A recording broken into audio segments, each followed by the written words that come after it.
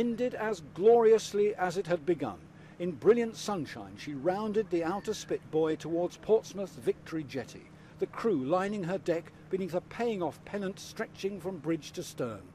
Overhead, aircraft that in the past had launched from her flight deck flew in tribute.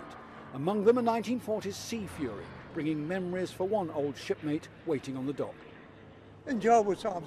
We were training and trials, so we used to really see some actions on the flight deck with his chaps trying to land on for the first time. Amazing, amazing. Families and friends lined the quay and hugged loved ones as they stepped ashore for the final time. My husband is on the ship. He's given the last orders to shut the engines down today, so very proud. Strangely, a rank of vintage Rolls and Bentleys was also waiting to welcome home another example of British engineering at its finest. The reason I'm here is because my Bentley, a Speed 6, was actually delivered on this dockside to a Lieutenant Commander Smith Langley on HMS Nelson in 1930. So we thought, what an occasion to bring the car back again.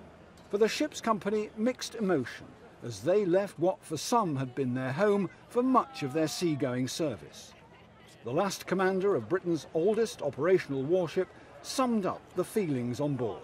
As the ship's company of Illustrious, we've been reflective over the last few days, particularly of the stuff we've done in our time on board, like the Philippines and other things that we've done.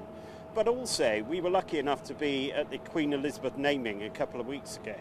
So we saw the future firsthand, and for many of my ship's company, they'll go on to that ship, and they're very excited about that.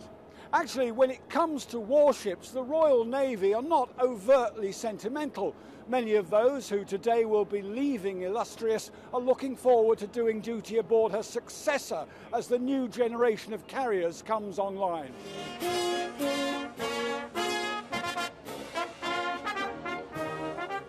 Unlike previous homecomings, this wasn't a return from distant operations. It had a unique sense of occasion, though. Portsmouth's a navy city, harbouring affection for old warships and sensing the history of one reaching the end of its life. Jeff Mead, Forces News, Hampshire.